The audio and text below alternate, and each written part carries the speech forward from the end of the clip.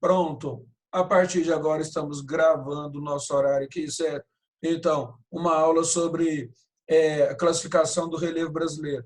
Então, primeira coisa, nós temos aqui o mapa do Brasil, certo? O mapa do Brasil com uma legenda aqui mostrando a altimetria nas partes mais altas e mais baixas aí do Brasil, né? É como se nós estivéssemos olhando para uma maquete, né? Se a gente interpretar aqui essas altimetrias aqui, né? Então, nós olhamos aqui no Brasil as áreas que são mais baixas, áreas que são mais altas e tal, né? A gente dá para identificar isso aí, né? Na época, quando os primeiros estudiosos começaram a mostrar ou tentar mostrar o relevo brasileiro, eles não tinham essas tecnologias, tá certo? Então, muitas vezes o pessoal tinha de em cada lugar fazer as medições lá, assim, certo, de altitude e tudo, para depois classificar o relevo brasileiro. Então, eles tinham mais dificuldades do que nós temos hoje, entendeu? A vida deles, né, para fazer isso aí era bastante difícil.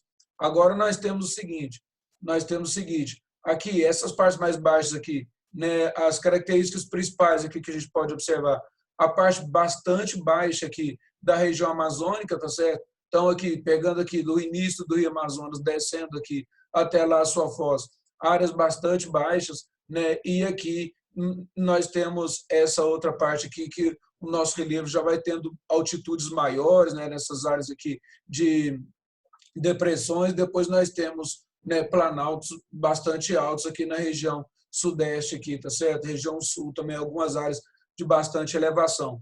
Agora é o seguinte, eu tinha falado para vocês aí, ó, sobre a classificação do relevo brasileiro. Então, o que nós temos? Né, alguns estudiosos, aqueles de destaque mesmo, fazendo aí as suas publicações, mostrando como é que o relevo brasileiro se apresentava, né? Mas é claro, todos eles de acordo com a tecnologia que ele tinha na época, tá? Então, nós vamos mostrar aqui alguns autores importantes, mas vamos deixar claro que na época que eles fizeram esses estudos, existiam muitas dificuldades, quer dizer, eles não tinham como ser, né, tão precisos igual nós temos hoje, né? Nós temos a possibilidade hoje, fotos de satélite, altimetria calculada por fotos de satélite aí, tá? O computador faz esse cálculo aí, tá certo? Então, nós temos hoje uma medição de precisão, certo? Através do GPS, por exemplo, né? Nós podemos fazer a medição, né, da latitude, da longitude, né? E agora nós podemos também fazer a medição de altitude com o GPS. Né? Então, se o GPS tem essa possibilidade, nós temos esse aparelho já disponível até para as pessoas, de modo geral. Né? Então, imagine o que o pessoal, né,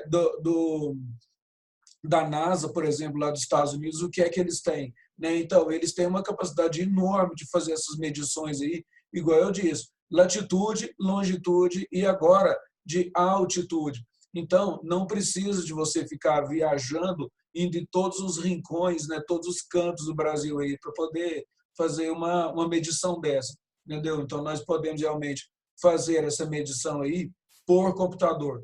Agora, olha aqui uma realidade diferente. Haroldo de Azevedo, 1949, né? 1949, né, nós não tínhamos satélites, né, então as medições eram muito mais difíceis, né, então Haroldo de Azevedo, fazendo as suas medições aí, ele tinha um nível de dificuldade bastante grande, que uma das primeiras classificações de relevo brasileiro foi proposta pelo professor Haroldo de Azevedo. Essa classificação tem por base a altimetria do relevo, classificada em planícies como áreas que alcançam 100 metros de altitude, os planaltos como áreas que superam essa altitude. Haroldo de Azevedo dividiu o território brasileiro em 7 unidades morfológicas, sendo 4 planaltos e 3 planícies. Então, o que nós temos? A classificação do Haroldo de Azevedo, né, que vai estar nessa próxima página aqui, né? Então, nós temos essa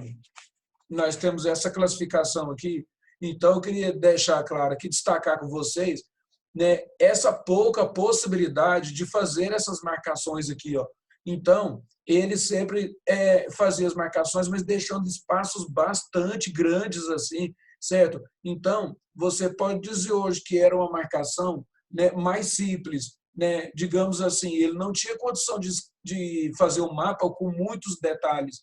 Por quê? Pela dificuldade de estar nesses lugares fazendo as medições de altimetria, entendeu? Então, aqui, né, nós temos aqui o que vai se chamar de Planalto Brasileiro, né, Planalto Meridional, Planalto Atlântico, Planalto Central, né? Então, com essas cores aqui, Planalto das Guianas, planícies. Então, essa divisão que ele faz aqui, ó, deixando claro, é uma divisão que é bastante simples, né? É o que era considerado como certo na época, né? Uma medição importante. O Brasil, o governo brasileiro poderia, né, tomar algumas providências, algumas atitudes, considerando que o relevo brasileiro era dessa maneira, certo? O governo brasileiro podia se guiar por esse mapa aqui, porque era o melhor que se tinha na época, entendeu? Então, nós não podemos ficar aqui classificando como certo ou como errado, é o que se tinha de verdade, digamos assim, né, de verdade na época lá.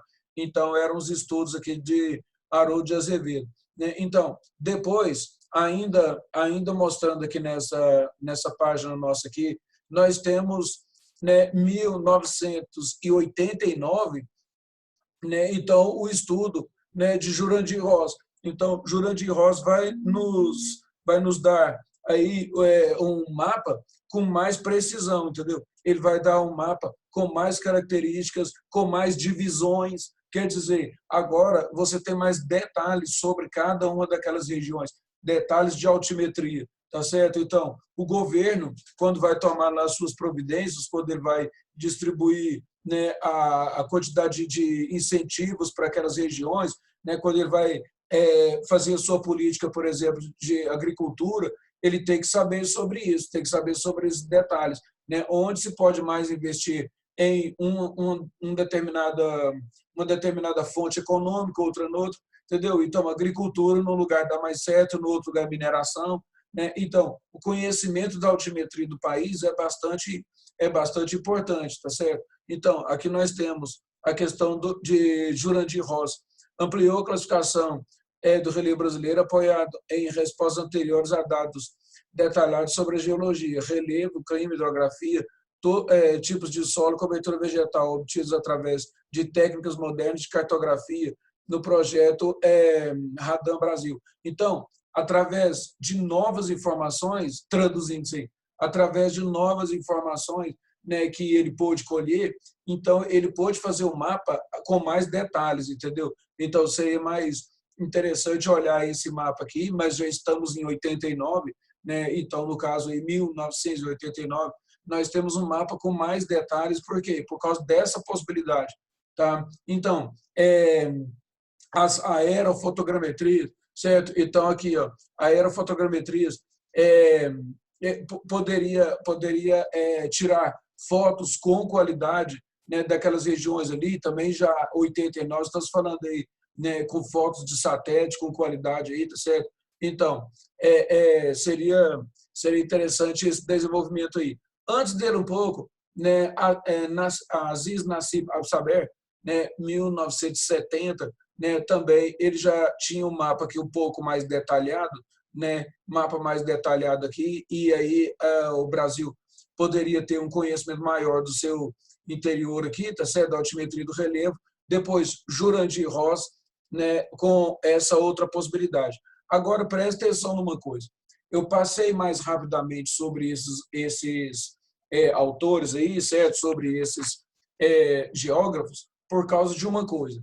Quando nós vamos fazer alguma questão, né, alguma questão de prova, seja o autor do nosso livro, seja eu mesmo, ou seja o pessoal do Enem, certo? Então, eles vão dizer assim na prova, né, de acordo com o autor tal, certo? Então, não adianta e não precisa de você ficar tentando decorar, né, cada mapa de um deles, certo? Ou então decorar mapas de outros autores, de outros geógrafos, tá? Então, sempre vai se perguntar, de acordo com tal pessoa, e aí coloca lá aquele mapa lá.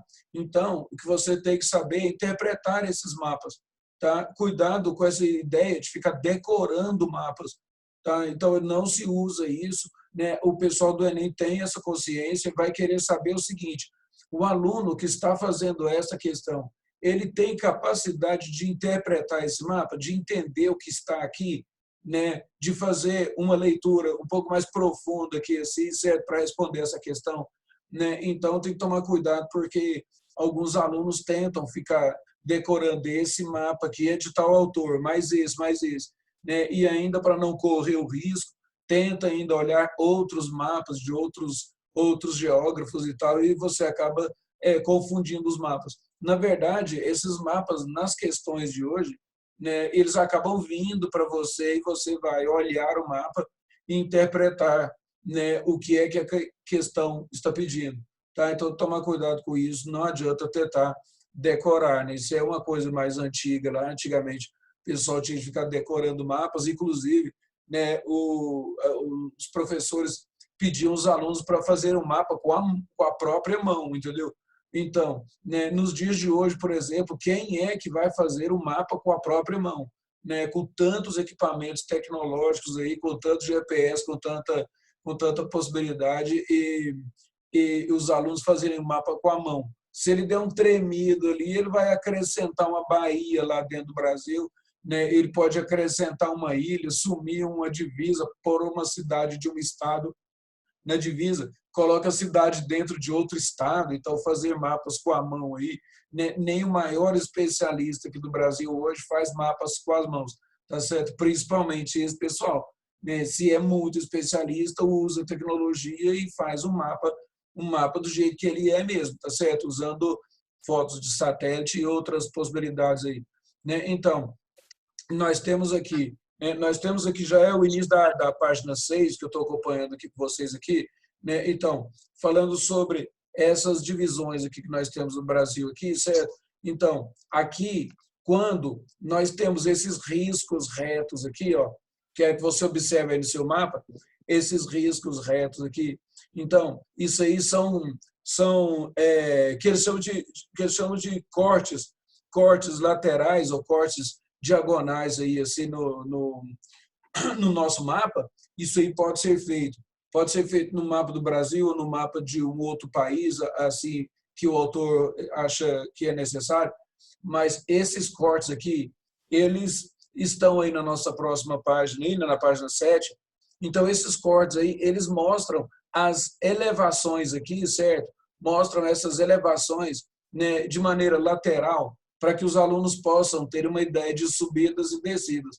Então, esses cortes aí que você está vendo, eles são importantes que você entenda, né, por que está riscado aí, porque às vezes na prova, né, nós temos o aparecimento de um mapa dessa maneira assim, ou desses cortes laterais, certo? Se você tem esses cortes laterais aí, o autor vai fazer uma pergunta lá, né, ele mostra um corte desse e depois ele vai dizer, esse corte, ele serviria para ser qual destes cortes laterais dentro do mapa? Seria a letra A, a letra B, a letra C? Né? Então, o autor faz algumas questões dessa maneira aí, certo? Eu estou dizendo isso porque, principalmente dessa maneira, essa matéria é questionada no Enem, por exemplo. Né? Então, você tem esses riscos retos e aí depois aparece lá um tipo de corte aqui. Nós temos aqui nessa outra página aqui, né, a demonstração disso aqui. Então, na prova aparece esse tipo de corte lateral aqui, assim, certo? E aí o que acontece? Esse tipo de demonstração aqui, né, e o autor tira esses nomes aqui e depois mostra essa divisa aqui, no máximo, às vezes, coloca, digamos, o nome do rio. E aí vai dizer, esse corte aqui no mapa, qual corresponde a qual desses cortes laterais. Então, o autor faz isso aí e acaba colocando lá, né, alternativa A, alternativa B, alternativa C. Então, você vai identificar no mapa, né, aquele corte lateral lá, tá certo? Então, aqui nós temos essas demonstrações aqui de áreas mais baixas, mais altas do Brasil.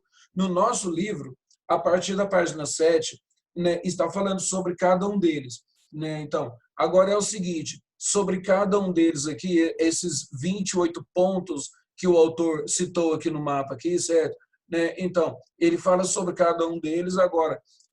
Para os alunos se torna um pouco difícil de ficar, digamos assim, explicando cada uma parte dessa, para mim, no caso, porque aí está dizendo, né, no livro de vocês, o básico sobre cada um desses pontos, tá certo? Então, o que a gente tem a possibilidade é simplesmente ficar lendo esses pontos aí, tá certo? Então, a gente pode falar um pouco aqui sobre o mapa, né, e depois a gente pode simplesmente passar para outra página lá.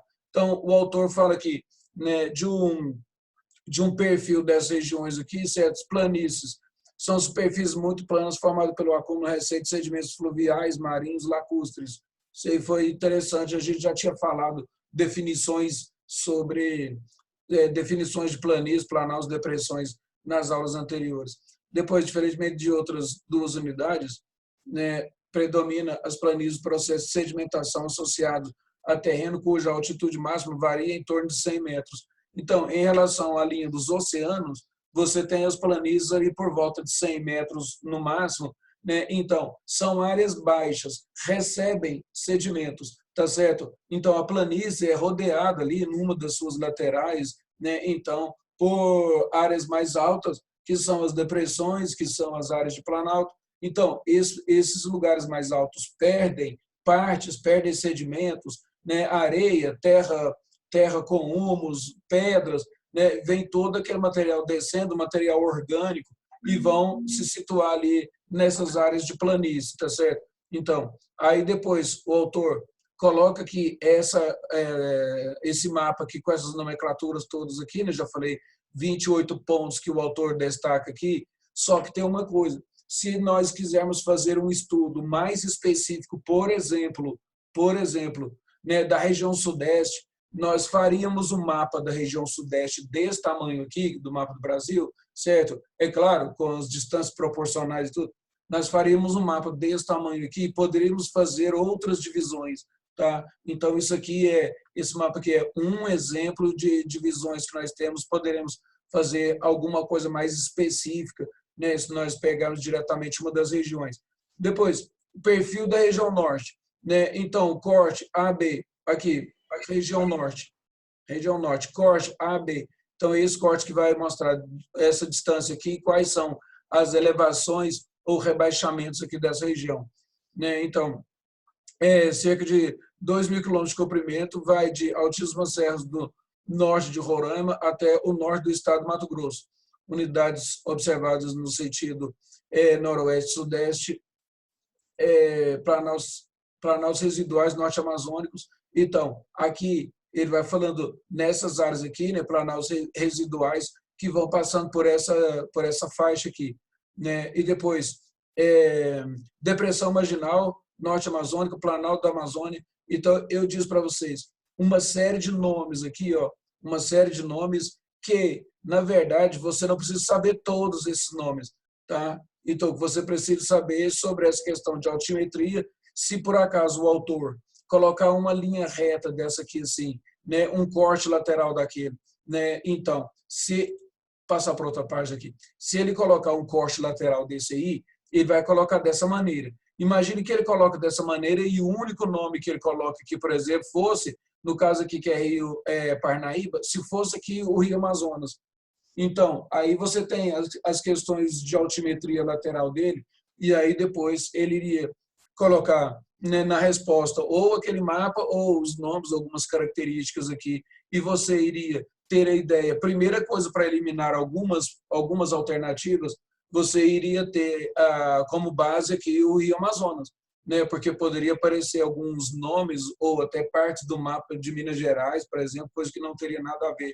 Então, ficaria mais fácil para você responder a questão, né? Depois, ele falou ali sobre as planícies, né? Depois nós temos aqui os planaltos, né? Esses planaltos aqui, essa sequência de nomes aqui, ó, é exatamente aquela sequência de numeração que o autor colocou ali para nós, certo? Sequência de numeração que ele colocou lá atrás daquele mapa. Então, dá para a gente ver aí, ó, no mapa da página 6, né, nós observamos esses cortes laterais aqui e o autor falando sobre eles, né, dos planaltos, planícies e das depressões aqui no Brasil, até a página 9. Né? Então, isso aí fica mais fácil para você estudar veja esses nomes aí, geralmente, o nome que se coloca lá, por exemplo, Depressão Marginal Norte Amazônica. Quando o autor coloca um nome desse, né, ele já vai te dar uma ideia da localização, então fica mais fácil de você depois identificar no mapa, né? Identifique isso no mapa ou identifica às vezes aí na prova, tá certo? Então, vamos esperar um pouco aqui a página carregar aqui, certo? Da nossa página aqui, mas deixa eu ver aqui, Planalto Mato Grossense e tal. Aí depois, aqui no finalzinho da página 9, pega, por favor, solos, né, formação e evolução dos solos. Aí nós temos uma parte que é interessante, que é cobrada.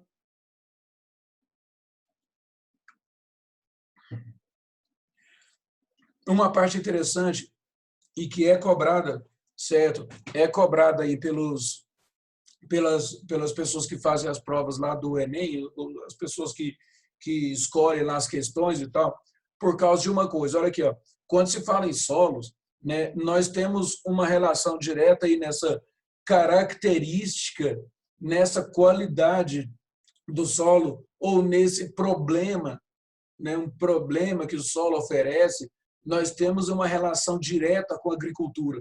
Então, quando se faz, né, se compõe as questões da prova do Enem, sempre quer saber se o aluno está ligado, se ele sabe sobre o Brasil, sobre questões brasileiras, são a maior quantidade de questões, certo? Sobre os problemas que o Brasil possa ter ou não em relação, por exemplo, à agricultura, questões de sociedade, né, questões econômicas, questões sociais, né, ligadas aí à formação de cidades, né? Então, o Enem, ele concentra, né, nessa tentativa, digamos assim, de encontrar aquele aluno que tem o pé no chão.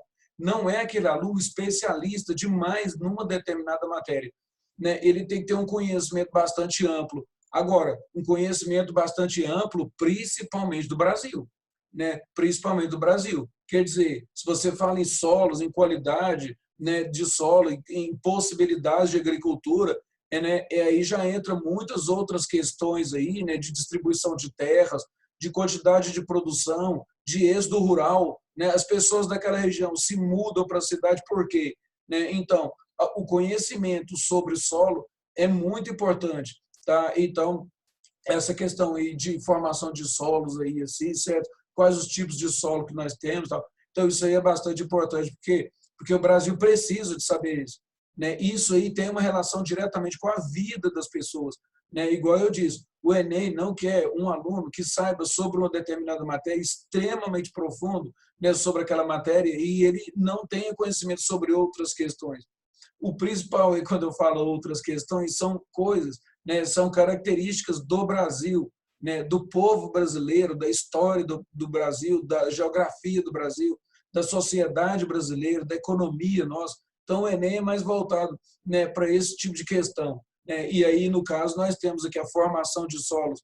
Isso é importante para saber, né, dessa possibilidade, né, de segurar o povo no campo ou não, certo? De produzir mais ou produzir menos, né? Então, tem uma relação com isso aí, né?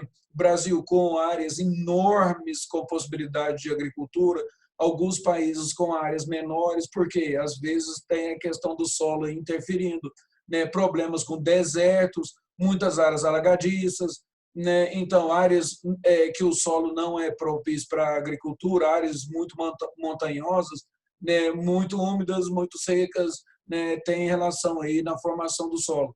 Então, a formação do solo tem uma relação também com o clima, né? Então, vamos ver isso a partir de agora. Então, a formação dos solos, que é pedologia, ciência que estuda o solo, né? Processo de formação e fenômenos a ele associados.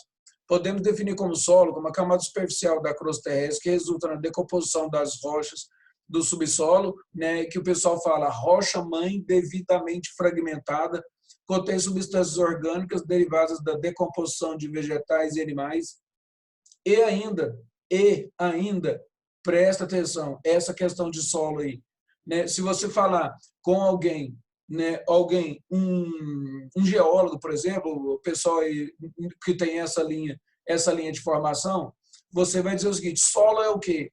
Ele vai dizer uma definição simples, um pouco diferente dessa que está aqui no livro. Ele vai dizer: solo é a rocha-mãe, quer dizer, aquela antiga placa tectônica que estava aqui na superfície, que vai ficando destruída aqui, vai virando solo, e aí a parte mais dura da placa tectônica fica lá embaixo. Então, essa parte aqui da superfície, o geógrafo vai dizer: solo é a rocha-mãe devidamente fragmentada. Isso é uma definição. Rocha-mãe, devidamente fragmentada. Agora, nós temos o seguinte, se você falar com alguém ligado à agricultura, o engenheiro agrônomo, ele vai dizer o seguinte: solo é a rocha-mãe fragmentada, quer dizer, aquela parte que você vai chamar comumente de areia, é a rocha-mãe fragmentada, mais humus, quer dizer que é aquele material orgânico, que está ali misturado, mais humus, água, em quantidades proporcionais, evidentemente, água e ar. Então, dentro do solo, a pessoa que mexe lá com a agricultura, ele sabe que aquele solo mais argiloso, menos argiloso, também vai dar diferença. Quando a gente fala argiloso, porque às vezes tem microgranulado e não entra ar lá dentro. Às vezes tem muita água e é microgranulado, vira uma argila, e aí você não vai plantar lá porque não vai nascer. Então, ele vai dizer que tem que ter ar. Dentro do solo tem que ter ar, para as plantas, para as raízes se espalharem dentro do solo, tem ar, tem água, tem humus e também tem areia. Se você quiser compor o solo só de um desses materiais, ele não vai ser produtivo, não vai ser fértil. Então, o solo, para o geógrafo lá, pode ser só realmente a rocha-mãe fragmentada, você está andando sobre ele, está pisando naquele material ali e é solo. Para o outro vai dizer o seguinte: a minha definição de solo, eu defino o solo que pode ser plantado, quer dizer, aquele com possibilidades. Então, o solo vai ter areia, o solo vai ter humus, o solo vai ter água e o solo vai ter ar. Em proporções diferenciadas, conforme o lugar, você vai ter um solo mais fértil, menos fértil. Beleza. Depois, pedogênese consiste no processo da gênese do solo, ou seja, você está falando em parte pedológica, falando do solo, e gênese é início, como é que ele se forma. Certo? Então, só um minuto aí que eu consegui apertar o que não precisava aqui. Espera aí, deixa eu tirar a câmera daqui. Sim, tirar essa parte daqui.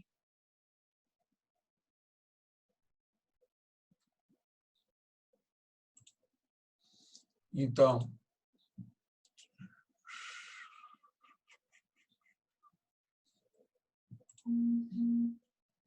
só um minuto aí. Deixa eu resolver aqui.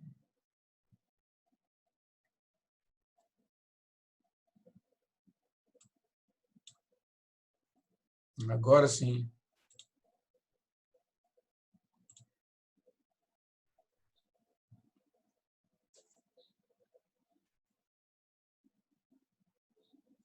É o nosso Zoom que deu problema aqui.